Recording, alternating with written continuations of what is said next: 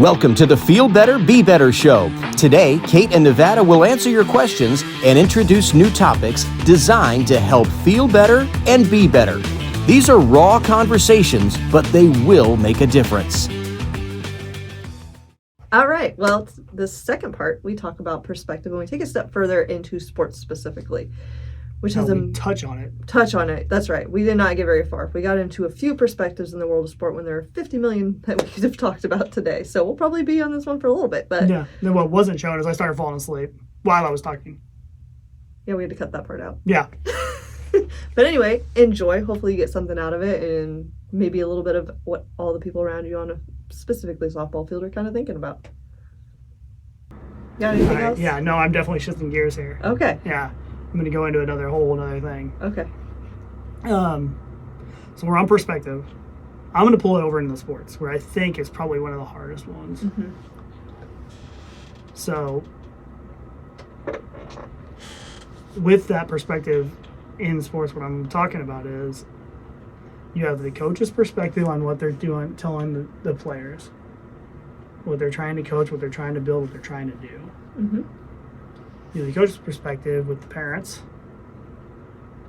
and that all the situations involved with that, where you're trying to communicate with them to help their precious kid. And I mean that. I'm sorry, every kid is precious to the parent. May not be precious to everybody else, but they're definitely precious to that parent. You have the coaching perspective from the umpire. And in all those situations, you have a completely different perspective from all the other way.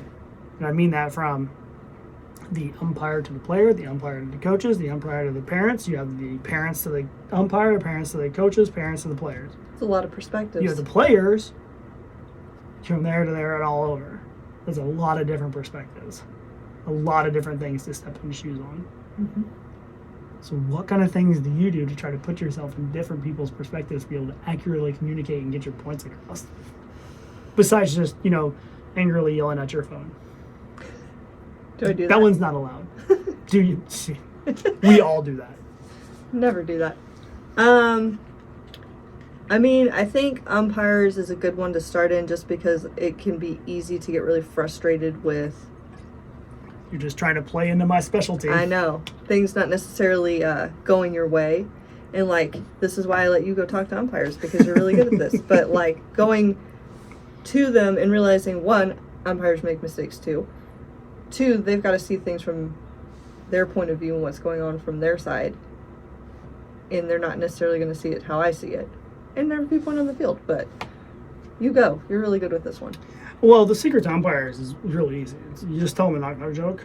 Mm. It works every time. I'm sure. Yeah. No. Really loosens them up before you get into the they're already more pissed. important. Yeah, it doesn't even matter. No. You see me.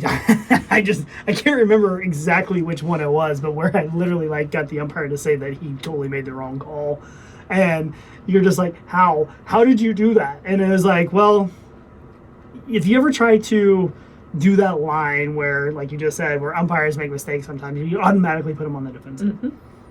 So on that particular person and that particular thing, I was like, hey man, from over there, it looked like it was this, and this. Did it do this or something or whatever? So I basically gave them the ability to say that that's what it looked like from there. But I also, if you think about it, I also told them how much I disagreed with them. Mm-hmm. But what it did is it was able to spark an actual conversation. And then, but without a whole lot of defensiveness. Because you're almost saying, hey, I could totally see from this perspective that you did this. And there's perspective again. And that kind of loosens them up.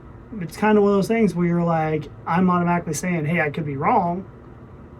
I just want to know your point of view. Yeah, I'm trying to understand from you why you made that call. Yeah. I thought the rule was this. What did you see that made you feel like that call was the right call? Yeah. And I will say you're really good 99% of the time, but I almost saw you get kicked out once, so. Sorry, I died laughing because we've laughed about that one for a lot. We've joked about that one for a lot, and we should, because it was ridiculous. But let's face it, I was definitely making a point when I did that. Yeah. I mean, it was, in a way, it was justified. He should have handled it a lot better. But at the same point, the answer he gave me on that situation was ridiculous. Mm-hmm. So it needed to be called out really badly because we were getting really hammered in calls, and he did a very bad thing in that one. Yeah. He really, Well, what's funny? really shouldn't. You showing up an 11-year-old girl in a rec ball league. It was just ridiculous. What's funny is I went and talked to the home plate umpire the half inning before. Yep.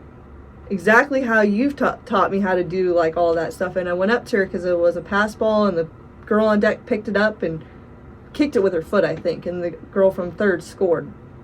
And I just went up to her and be like, "Hey, I thought the rule was if they weren't allowed to touch the ball," and it looked like she kicked it to me, and she's like, "Oh my gosh, my bad, like I couldn't see it with the sun," and she confirmed with the guy in the field that she did touch it, so they made her go back to third. And I'm like, that's fine, normally someone should be out, but for the sake of learning, like I'm good with that call. Like, that's fine. Thank you for fixing that. And then he in the field had to make a big production about our player leaving early, and so it was a whole thing Yeah. about what we're teaching and giving people a little leeway I was on. saying, we're going to go ahead and do the full story. So I was up catching, so I happened to I just think it's a good. catch them. Oh, yeah, it's great. And I was there, and I happened to ask them, like, hey, I'm just real quick, I'm just curious. We warned the one girl, which we recommended. So, I mean, we're okay with the warning and what you guys did there with the girl because they're learning. that touched the foul ball. We're good with that. I get that. Why didn't we give a warning to the girl at second base that left early? Fair question. And the answer back was the fact that they felt that was a more common rule known, so that's why they called her out immediately. That's a rule every player should know. Pretty much, yeah, that was the words. And nobody had left early the game at all up to that point, so it's not like there had been a warning given somewhere else. Exactly. And so obviously we were quite upset because we know the girl. We severely doubt that she left early. Mm-hmm. I can barely get her to leave on time. Exactly. And so I was at least smart enough not to make a comment right there, because that's kind of leaving every rule in the book up to his subjectivity of whether he's going to enforce or warn, which doesn't really do a whole lot of good for anybody. I mean, It's like, obviously we're talking about softball here, so are we doing 3 outs or 4 or 2? I mean, is it a rule that everybody knows, or is it a rule that nobody knows? I don't know. At this point, I don't know what you think other people know. Mm-hmm. And so as we were coming back, you all were obviously upset, and so was I, and you asked me what he said, and I said it extremely loud that basically I have no idea which rules we're enforcing or not enforcing, which was a very rude thing to say. But I also think it was very justified that it needed to be said. So, yeah. That one was one where I was almost in a way asking for the confrontation, because he already tried to defend himself on it. Mm-hmm. So yeah, on an umpire perspective, he came out he really was also hot, really bad, unwilling to even have the conversation with you. There's sometimes where you're gonna meet an umpire that they've got that chip on their shoulder that they have to prove they're right about every call that they make and defend themselves, and so you can't even come up and have that conversation with them. And it goes back to people willing to meet you and have a conversation or not. If you address them in the right way and try to figure out why they might have called that, and let your disagreement be known, but in a respectful manner, most umpires will respect that and have that conversation with you. But there's some that won't, and that's okay that it doesn't go well. Well, for the sake of this whole conversation, we've known that umpire. He's been bad for a long time. There is a reason why, after 30 years, he's still umpiring 12-year-old rec ball leagues. Yeah. I mean, there is a reason why. He is not a good umpire. No offense to him. I've known the guy for years. He probably, I don't know if he knows me or not. I don't really care. But I've seen him be really bad for a really long time. Mm-hmm. So I kind of knew I wasn't going to get a real good answer. I kind of knew I wasn't going to get a real good conversation or a situation coming from that. So I kind of knew it was going to be a little ugly. The only thing that made me the most mad about that was when he did it, where he said he was going to kick me out because I wasn't the head coach, which was funny because I wasn't acting like the head coach, because I really wasn't the head coach. So you put me down as the head coach so that I'd be able to talk to the umpire. So I technically was the head coach, even though I wasn't really the head coach. So yeah, that was a real interesting scenario there. But anyway, he said only the head coach could talk to him. I go, that's funny because I am. And then he kind of just went away after that. Mm-hmm. That was when I should be kicked out of the game because I'm not allowed. Only the head coaches are allowed to talk to him. So he did tell me to leave, didn't he? Because of that, I think he said. No, he said if. No, he did. He said he said, "Coach, you're expelled, or you're basically kicked out of the game because only the head coach can talk to me." And that's when I said, "I'm like, I am the head coach." Now at that point, that's the one that made me mad. Mm-hmm.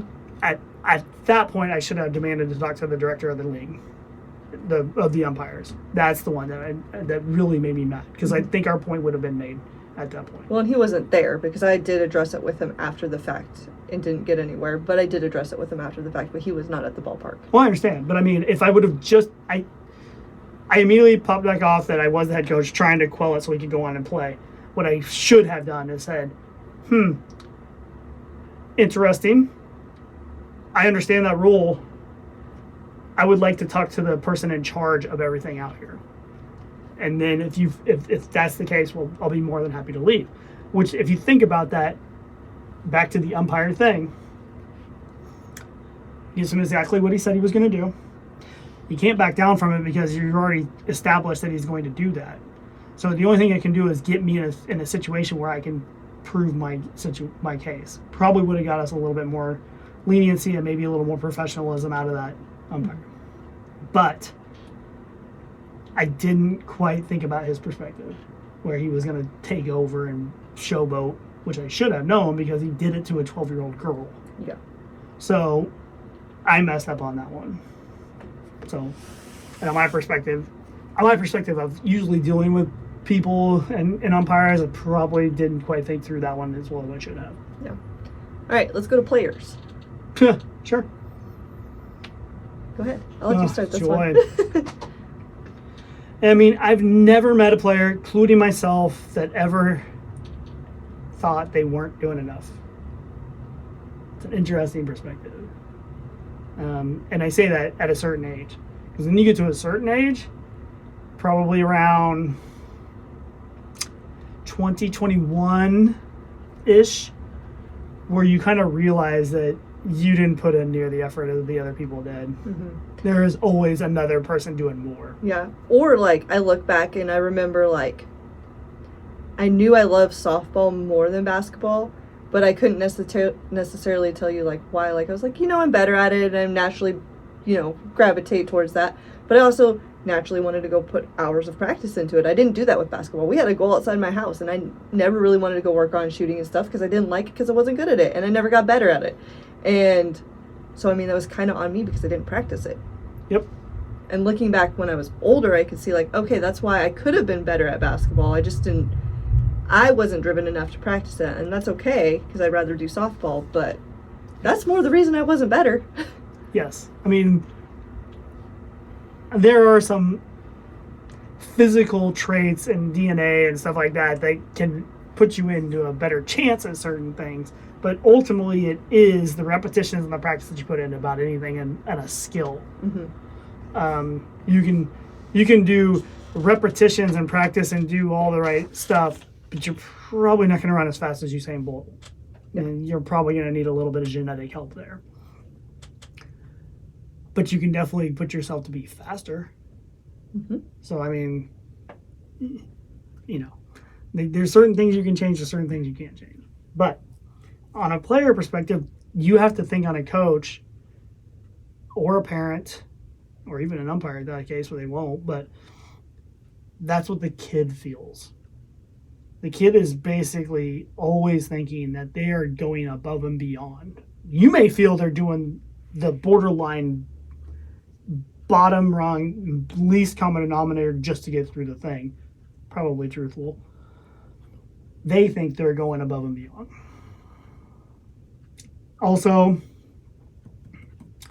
probably the best perspective, we can talk about this all we want, is if you're trying to correct something, and we'll leave it in softball, the way they swing, the way they hold the bat, the way they throw, any of that kind of stuff, in a way, all they're hearing is about everything they're doing wrong. Mm-hmm. Well, and that's why when we have new players come in, there's some that are receptive to little change, but we always go little kind of with stuff because you get a feel for, like, okay, this kid's open to having more stuff shown to them because we're coming from a place of trying to help them. But there's a couple girls that we've had that's like, okay, no, they need to get used to us first before we start changing a bunch of stuff because everything I say is taken as personal. Yep. It's taken as, I'm not good enough, you don't think I can do it. And that's not it at all. But they can't, until you prove that you have the intentions of helping them get better, they don't see it that way. Well, I mean, you've heard some of my conversations where I have literally shown, I've had the player, like, okay, let's do this, and we do this. Okay, now you can go back to the way you were. Did you hit the ball better that way? Didn't you hit it farther? Did you do whatever? Better? Doesn't it feel better? Yes, yes, yes. Okay, then why don't we do that every time? I don't want to. So, I mean, what do you do with that? I proved to you that it was better.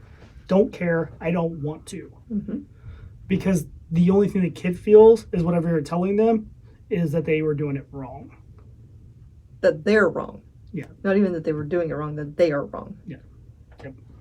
And so you got to find a way to bust through that. Yeah. And sometimes, as hard as it is for a coach, because you want everyone to get better and you want people to see that you're skilled in what you're doing, sometimes it's letting them fail long enough at what they're doing wrong and seeing other people succeed with the changes that you're making that they finally want to change something. We've had several girls we've had to do that with. Sorry, I'm just going to laugh because we literally have an entire list of like, they'll eventually come and ask what's going on. Yeah. And it's sad to kind of get that way, and people can be like, no, you got to go out, find a way to meet them. If they're not ready, it won't work. That old saying of when the student is ready, the teacher will appear. I mean, there's some great wisdom in that, and the fact that you probably have people around you all the time that would have been great mentors and be able to tell you the whole thing, but you were not ready to hear what they were willing to tell you. Mm-hmm. And that is true on a player perspective as well. Yeah, and with that, you don't just put up that wall and never help them. You have to be looking for the little cues that they're starting to get ready to maybe trust you for like a little bit of stuff and coming around to it. Mm. And that's a hard line to walk. That's a hard line to see. Yeah. And now the other thing on the player perspective, well, this will come out and you'll definitely see it as a coach or as a parent all the time. Here's the catcher right here. Here comes the ball. Here comes the catch right down the middle of the plate. The umpire says out for obvious reasons, and you get to see the kid throw the bat down, raise their head in disgust, and be like, it wasn't a strike, or whatever as they're walking off. Mm-hmm. I can't believe he called that as the umpire.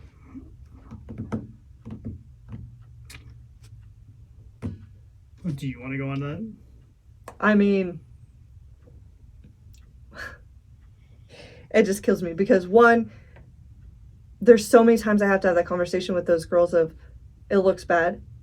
If I was an umpire and you did that, I would call anything close on you a strike because you pissed me off. Yep. And two, if you've got 2 strikes, you don't leave it in there up to them to call it. If you can get a bat on it, get a freaking bat on it. I don't care if it was a strike or not. Can you hit it? Then hit it. Or hit it earlier in the count. Why'd you let 2 go by and then wait for that one? And you've heard me. My only thing is I'm like, I never let the umpire be the one to get me out. Nope. Just never. That's why I knew so many girls that they did not want to hit the first pitch, and the first pitch is usually the best pitch you see. Love the first pitch. Me too. And so I was like, if she puts that first pitch in there, I'm going to hit it. Because I'm not going to wait for them to make the calls on me. I'm not going to give it to them. I'm not going to wait and let the pitcher get up on me and then get to throw me junk pitches. I'm going to hit the good pitch. Mm-hmm. And so I think that's a perspective shift you have to help your players make. Like, I'm looking for something good early. If I have to get down to the point where I have 2 strikes, I have to battle everything close. And there might be a time that, it's a couple inches off the plate and it was a bad pitch and I let it go by and I had a good eye and they called a strike. I might strike out that way. And you just want to be like, all right, next at bat, hopefully I get something early. And let it go because you have other at bats. And it sucks, but that's just part of the game. You can't let it ruin your fielding, your next at bats, how you view the rest of the day. And some girls let it just completely destroy them. Yeah. And it destroys the relationship with the umpire. Oh, huge. And it hurts for and here's the worst thing that they don't know. It hurts your friends. It hurts your teammates. Because they're going to associate your attitude with the next person walking up. Well, and your own parents and the parents from other teams and the coaches from other teams. All of a sudden, you get the reputation of having the girls that talk back to the umpires. Yep. And that never is a good reputation to have. Now, I don't think we've actually talked about this, so this should be kind of fun. Here's my perspective when I'm walking up the plate and hitting. Mm-hmm. And I can take this into about any sport. When I'm walking up, I have a pitch that I can knock really hard about anywhere on the field. Be more than happy to share with anybody if they would like to know. It's pretty much between the knees and the hips. You throw anything between that and that area, inside, outside, don't care, I will crush it. It will be a hard hit somewhere. Mm-hmm. Guaranteed. So when I'm walking up to the plate, That's what I'm looking for. Mm-hmm. You throw a ball there, I'm going to hit the crap out of that ball. Yeah, but you're ready for it. But that's what I want. I want you to throw it there. If you don't, I'll let it go. Ball comes in around the belly button or something like that, and he calls it a strike. So what? I still had 2 more, right? Next one. Now, all of a sudden, I'm looking for anything between the kneecap, the bottom part of the kneecap to about belly button. I now have expanded it. So it's gotten a little bit bigger. Why? Because I have a strike on me. Mm-hmm. So if they throw it in that range, in that scenario, I'm going to swing and hit it. Mm-hmm. And if they do, I will. Boom, next pitch comes in, say it's about chest high, and he calls a strike. Now I got 2. And there's some balls that probably happen in here too that I didn't swing at. Well, guess what? Now my strike zone is literally mid-shin to about chin. Anything within that area, I'm probably going to swing at. Yeah, probably chalk line to chalk line. Pretty much, yeah. I'm sorry, I told you. I mean, inside, outside, I don't really care. I'm pretty good on both sides of the plate because I'll just pull the outside pitch. And I don't. Not all. I don't, but yeah. Anyway, but I just think the perspective is interesting. Yeah. I know we've seen so many people that won't swing until they get a strike on them.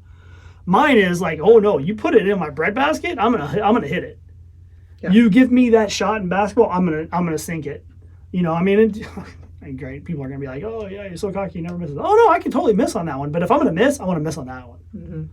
And so but that's the mentality you have to take to it. And as far as the kids that are, oh, it wasn't a strike or whatever, I do not ever want to put it in the hands of that person. No. Well, honestly, I think too many players worry about assessing whether the ball's a strike or a ball coming in. Don't care. And it doesn't matter. Can you hit it? Because that's what matters, if you can hit it. Because just like you, when I was going up, first strike that I was looking for was anything that looked good to me. I would tell myself, okay, if this pitch looks good, I'm going to hit it. It's not, if this pitch is a strike, I'm going to hit it. It's like, if this pitch looks good to me, I'm going to hit it. It might be a little low. It might be a little outside. If I can hit it and I like it coming in, I'm going to hit it. And maybe I swing at a bad pitch. That happens. But it makes me not frustrated because it looked good to me coming in. Mm-hmm. But if it doesn't look good and they call it a strike, I'm like, didn't look good to me. Same as you. It doesn't stress me out because it's not like, oh God, it was a strike and I missed it. Now I got to worry about, or I didn't think that was a strike. Now it's like, okay, I'm moving on to the next pitch. Mm-hmm. They worry so much about, is this a strike coming in? Is it a ball? Again, back to, am I messing up by swinging at a pitch that's not a strike? Don't care. I mean, if something's really way out of the zone, be like, okay, be a little more selective. But never will I be like, swing at a strike only. Let's make sure we get that straight.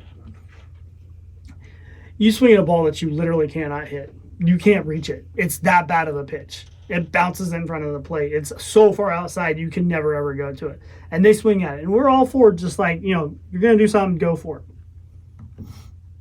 Problem is they're not making a decision. The decision was already made. They were going to swing. Mm-hmm. And that's not what we're up there teaching. So the argument isn't what everybody will say is like, oh, don't swing at that bad pitch. No, the argument is, no, you need to make sure that you're ready every pitch, but you don't put yourself in a bad position by swinging at a bad ball. Yeah.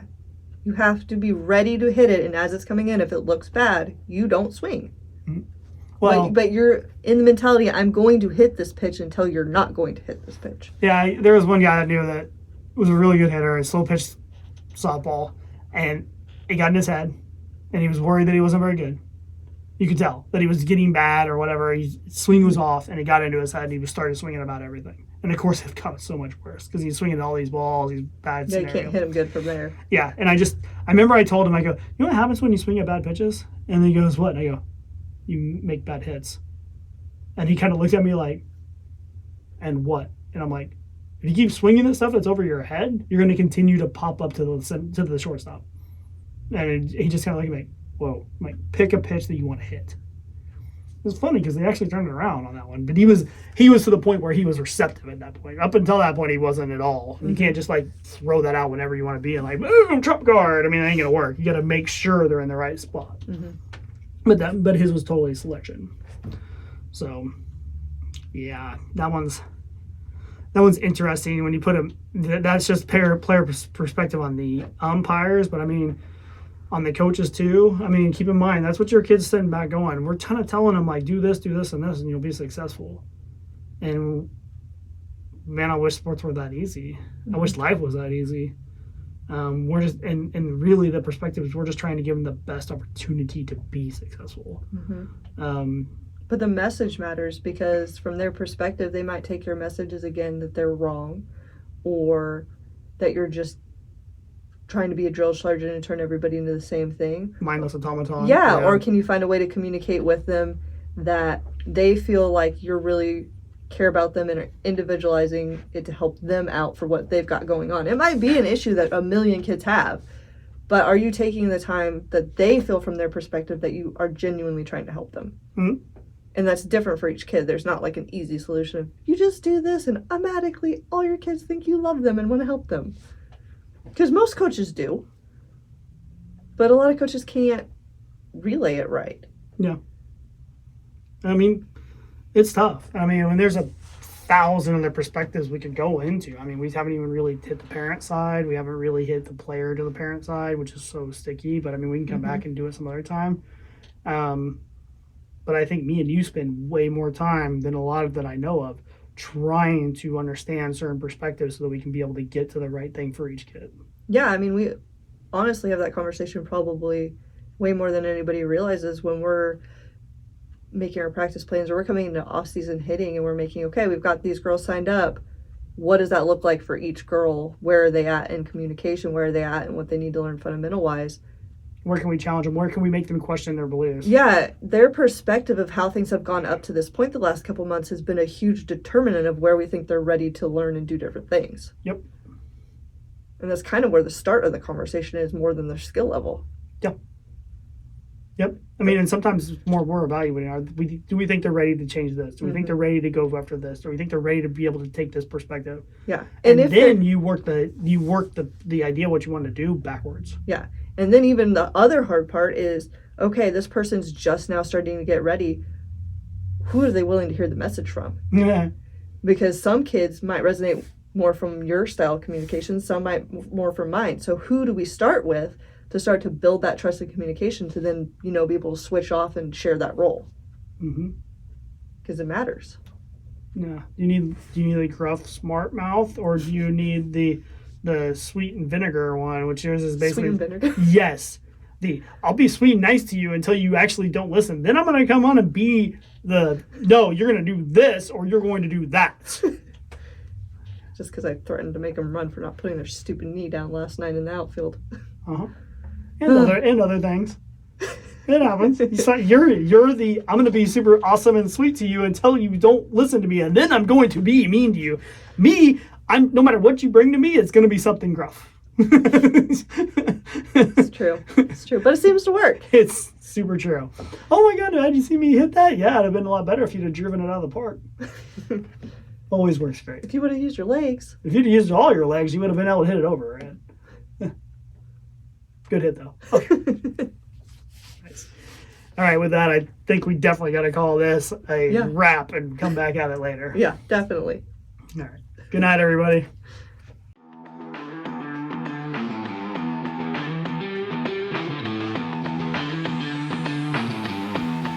Thank you for watching. Kate and Nevada hope you've enjoyed this show and found it useful and empowering. If you have any questions or comments, please contact them at kinetics.com. That's KNETICX.com. They're on Facebook, Instagram, and TikTok as well.